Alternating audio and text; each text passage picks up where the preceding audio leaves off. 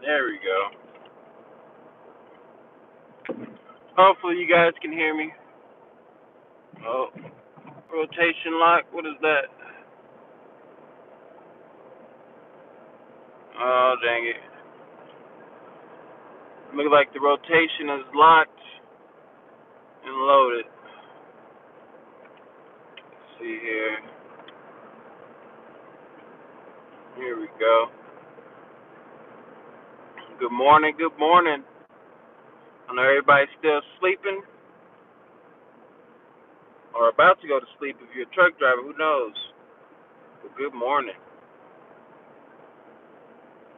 We're running some errands today. I don't know if you guys seen my last little live. I'm gonna drop that video soon, but we got into an accident at a truck stop. Not fun. So I've been dealing with the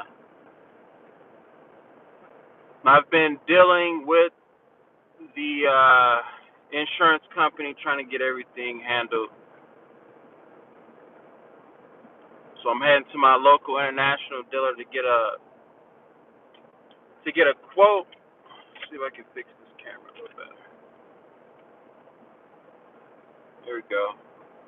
I'm heading to the dealership to get a quote to see how much it's gonna cost to fix my truck. My insurance company is trying to total out my truck because I guess that whole panel needs to be replaced and a lot of other stuff. So they told me it's gonna be more than my insurance company told me it's gonna be more than $40,000 to repair. So they gave me some options, but I need to go down to the dealership to get the exact number on how much it would be to repair. So we're gonna find that out today. But I ain't gonna make this live too long. I ain't gonna drag it out. I want to answer a question. Somebody was wondering if they should right now good time to quit their job, buy a truck, and start trucking. To be honest with you, only you will know because everybody's situation is different. Everybody's how can I say it? Finances are different, living situations, relationships, responsibilities, all that stuff is different, and all that stuff does play a factor when starting any type of business. And this trucking, it's it could be a stressful business, especially if you're doing it by yourself. I'm pretty sure you can maintain one truck, but if you get multiple trucks and all that stuff, it's probably good to have a partner to help you out, especially if you're the driver, because you're gonna be doing back office stuff and you're gonna be operating the truck, so that could get overwhelming if you don't have things set up the right way. Um, Truck prices are going down a little bit. My truck, if I was to buy my truck, I found one, the same color, the same specs, but it was like 800 and some thousand miles on it, like almost a million miles on it. My truck is like at 70 something, 75, 76. But they wanted 44,000 for it at the dealership, so that's still pretty high to me because I didn't buy my truck for that much. Um, but there was some other trucks on there, some older trucks that was cheaper. 30,000. I found some for 20,000, 19,000. They're older trucks, and me being on the West Coast, they have to be a certain year because I have to go. You know, you have to make it to California to make some money. You don't have to, but for me, I would have to. Um, But anyways, I am gonna do a video going into like in depth. I probably like we go look at some trucks. I can walk you through how I set up my authority step by step. I mean, it took me like probably 20 days from the day I found my truck to the day my authority went active for my third authority to went active. Like I went searched the truck, found the truck, got me a quote, set up my authority. 20 days later, I was driving my truck. So I will go step by step. I'll show you exactly how I did it, and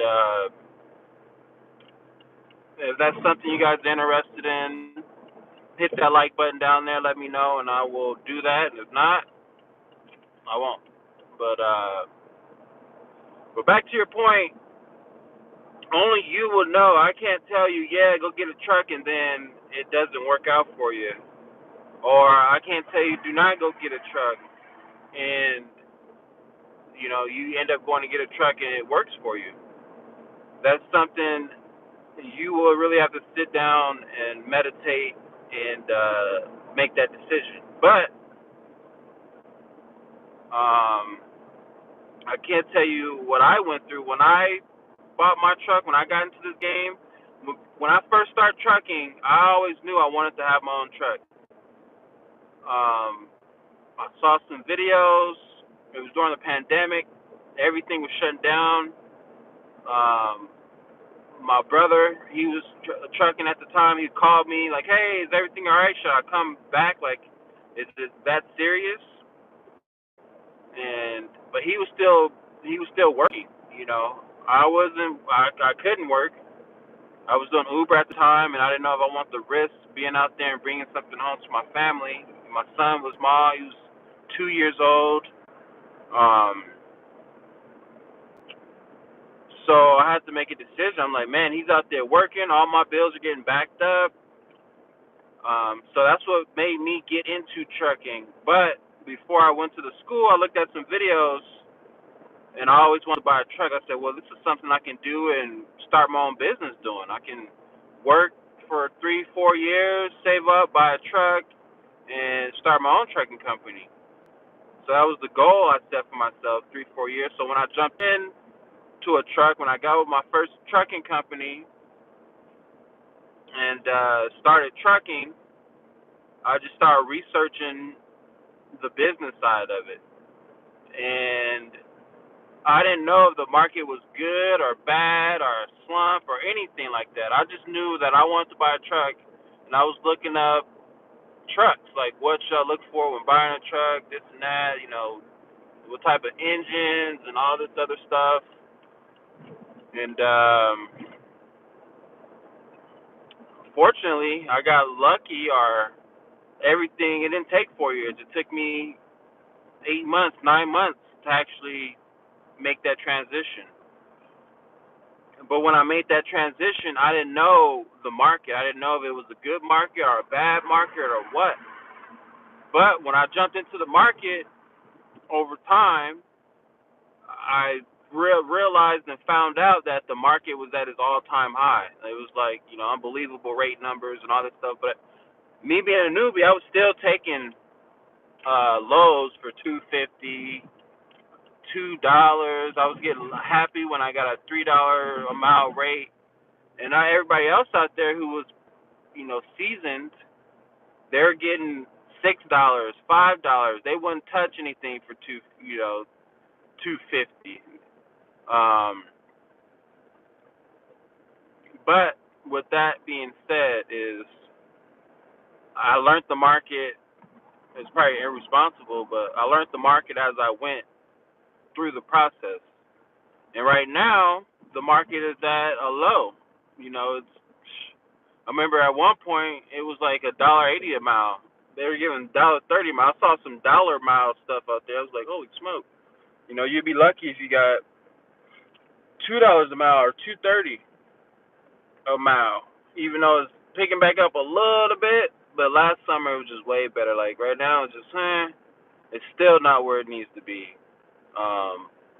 especially like with fuel prices and all that stuff. Anyways, but I learned that. So now that I went through the good and I'm going through the bad, hopefully, if those numbers ever get back close to where they were, I know how to run my truck. I know what my truck's worth. I know what it will take for me to make a profit running my truck, doing that load. And I know if I make any extra, what to do with it, how to save it. Um, you know, take care of my equipment. Don't over. I've had some people, you know, they took advantage of that income when the market was good. They saved up, but then they went out and bought 4 or 5 trucks. And then as soon as they bought those trucks, the market just went down, and they lost everything. I mean, everything, and had to, start over.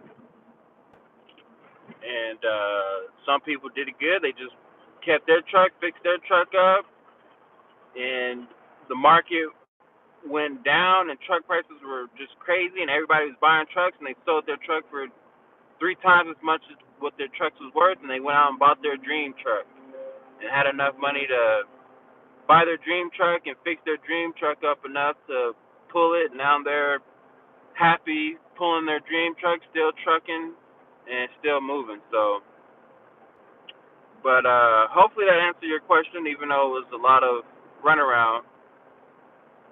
But just do your homework a little bit.